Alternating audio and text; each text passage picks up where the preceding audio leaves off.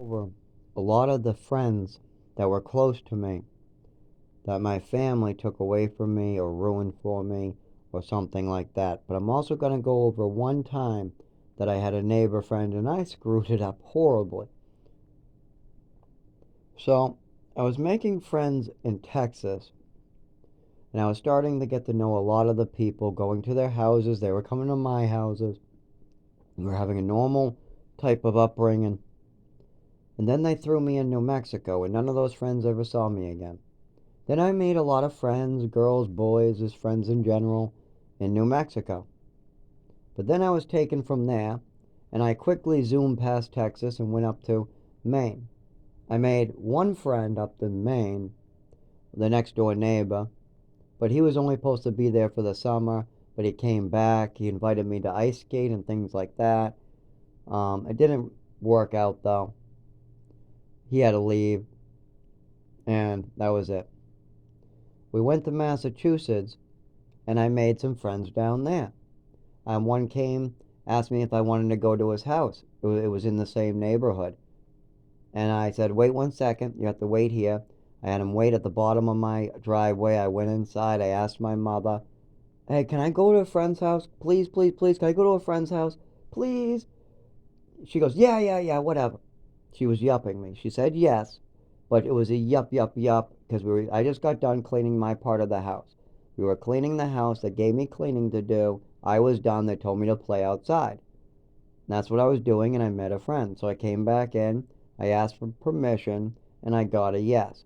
At this point, I go outside, and the kid asked me, oh, I've been waiting out here for a while. What was your answer? What was your answer?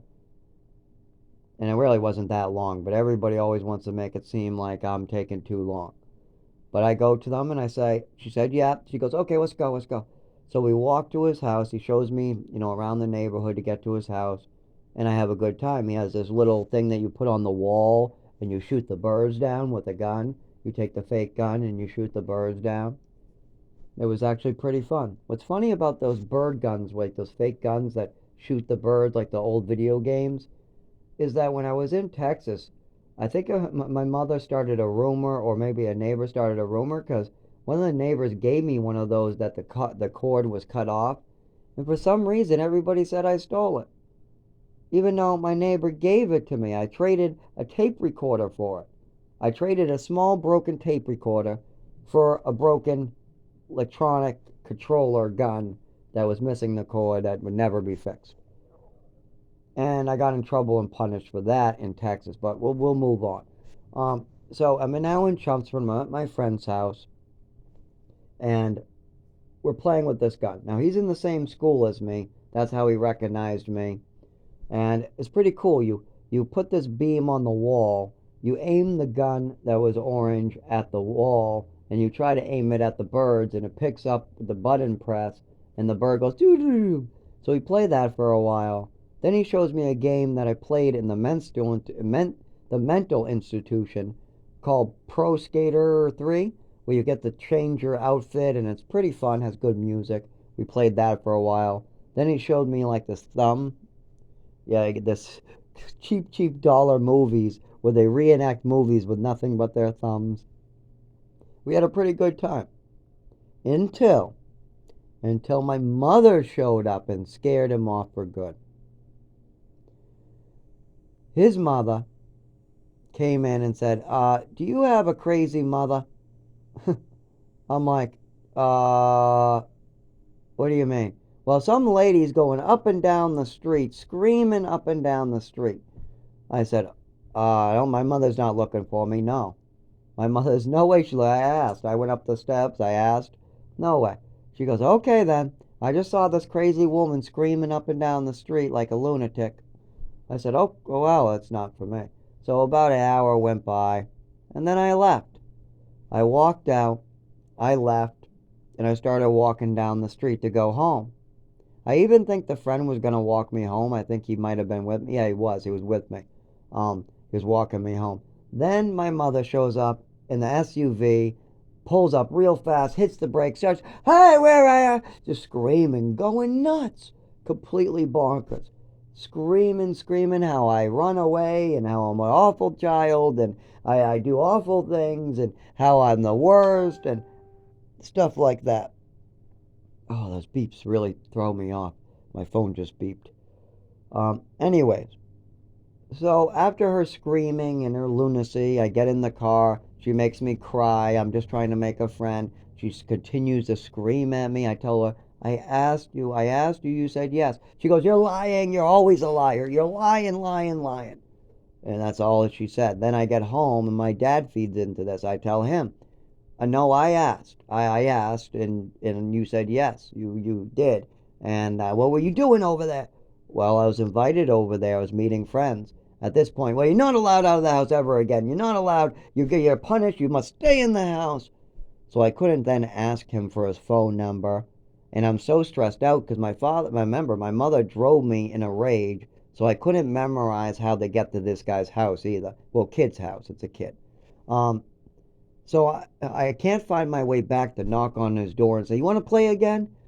There's no way because I only walked one time with him there, and then my mother acted crazy, and I couldn't get my way home to figure out how to get back to that spot. And I'm punished as well, so it's not like I'm leaving the house, and I'm being screamed at just a lot.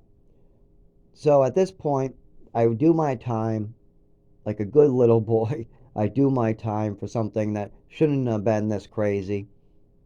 There was lots of these though. I got used to it.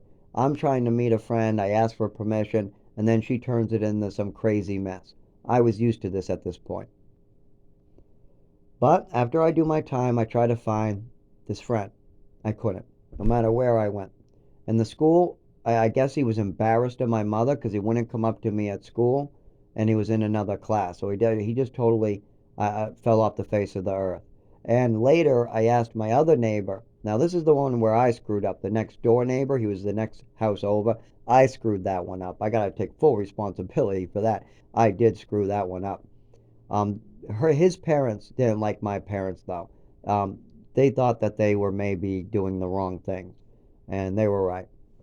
But anyways, I screwed that one up. But I asked my next door neighbor about it, and he says, "Well, I hear that the people think your mother's crazy and they don't want anything to do with you." I said, "Oh, great, great. It had nothing to do with the play date. It had to do with my mother going up and down the street, screaming like a lunatic, scaring his mother. And then when I actually an hour later walk home, scaring the crap out of the kid, and then blaming me when this kid saw me go ask. So they don't understand what's wrong with my mother. They haven't lived it, so they don't understand it. And as I met other kids, I started screwing up.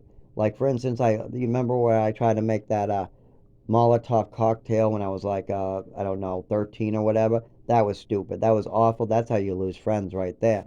Even though some other kids used to do stupid stuff like that too. I knew one of the other neighbors I met, way down on the other side of town that I was going to school with, and he said that he took a video of it. He used to explode Axe cans of deodorant, and he took a video where he blew it up, made a big noise. That was pretty crazy. And then he wanted me to do it with him.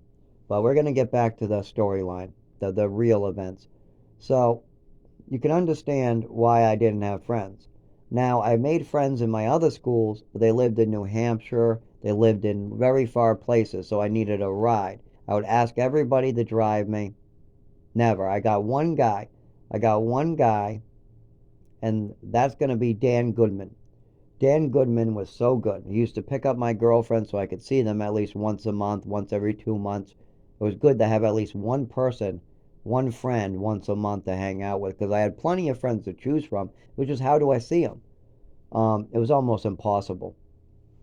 As well as my family would scare off a lot of them. It would be, I had some other ones that were not quite wealthy or they came from broken homes. There was ones in that I went to North Star with, and I ended up getting close to them because their mother was willing to drive me back, and my parents said it was close enough. But when they saw the big house, they couldn't handle it. Well, I didn't understand why a big house would be that big a deal. I mean, you don't realize what else is going on. Just because it's a big house does not mean that this is a perfect life. It also doesn't mean I'm living in it. But anyways, I digress again. So I try to get these friends to come over, but it was very difficult. They would want me to come over to their house. I did have an overnight too, with another person, and we had a good time. There was an argument about a BB gun because he wouldn't let me have my turn, and he took 3 turns in a row. But other than that, there wasn't any problems. That went just fine. Whenever I had these people over, or I was over at their house, I did fine with these people, these children, and with their parents. Their parents liked me very much. The only one that didn't is my half brother's parents, because I was stealing cigarettes. I was trying to smoke. I mean, cigarettes were so addictive, and I had no idea how to get them at that time. That was awful of me. Those cigarettes were a big mistake. I was just trying to get back at my mother, and I got back at myself. Stupid, stupid idea. But anyways, I digress again. So when I messed up with this next door neighbor, now this is the one right next door. That's the one that I started the fire in the road, and then I told them over the phone that I took a sip of beer for my first time, trying to act cool, and that was a deal breaker because the next door neighbors were really worried about all the alcohol in our house, all the drinking, all the things they were seeing from my mother during the holidays. So they once when they heard I was taking a sip of beer, they were like, "No, no, no. No alcohol. Our kid needs to stay away from the mother, the father, and the kid." So that's what we did. And so I missed out on that relationship because I opened my big mouth about sipping a beer. But there was more to it than just me. I was doing bad things like lighting a fire and saying weird things on the phone, and trying to impress him and doing very weird things on the medication as well. Like I would get really drowsy and he wouldn't know why, and then I would be very hyper. It was pretty unstable with all those medications. So I messed up that one for sure. But before that even got there, I had so many friends that were just ruined by my mother. Or I was just put in such weird situations that my friends were in New Hampshire. I'm living in Chelmsford and my friends are in New Hampshire. I mean, that's not going to work out without a car. What 12-year-old can get to New Hampshire at 12 years old? So, yeah, it was very hard for me to have any company of my own age. And when I was put into the programs, some of these kids weren't exactly stable. Well, the other ones were, but they would rotate. Some of them would leave, some of them would come in. As well as I'm always the do-gooder. I'm trying to help people do good. I've also have a lot of problems with my body. And so, of course, I'm being picked on. People are taking advantage of me. I'm an instant victim every single time. I can't move my body properly. Great, he can't fight back. Oh, great. He's a little numb. Well, let's take his stuff. Oh, his parents give him expensive toys. Let's steal them and sell them for pot. That's exactly what a lot of them did. They either wanted the toys, and then when they almost got caught, they would sell them. And one of them did get caught with my iPod. I mean, they used to steal from me all the time. And there's very little I could do about it. I would be downstairs. They would just go in my room and take it. And then sometimes they would actually, when I was outside, just beat on me and take it too. I would fight back, but there's very little I can do back then. Now, as an adult, I know how to seriously put up a fight. Um, you better be careful too, because after I fuck you up, I'm calling an ambulance for you. I'm going to get you help. Now, I guarantee you, you won't die or have any permanent damage. You will just regret hurting me. That's it. I use mostly tasers, pepper spray, and I also know a couple nerve clusters in the body that I aim for if I don't have those. And it usually drops you. If that doesn't work, I just collapse the windpipe, call 911 right away on myself, and explain to them my injuries that happened first. Show them the recorder that I keep on me, show them any camera footage I have on me, and then explain to what I did and that he needs help right away. And that's usually what I do. Sometimes I just take a beating too. Depends on the scenario. Sometimes I have to just stand my ground and I just set a pick. And if they want to try to run and ran into me, then they bounce back. Or if they try to punch me, they hurt their fist, and then that's it. It depends on what they're trying to do. If they're trying to rob me, they're not going to punch and stop. If they're trying to just get mad because they did something and I'm telling them they need to stop, that's a totally different scenario.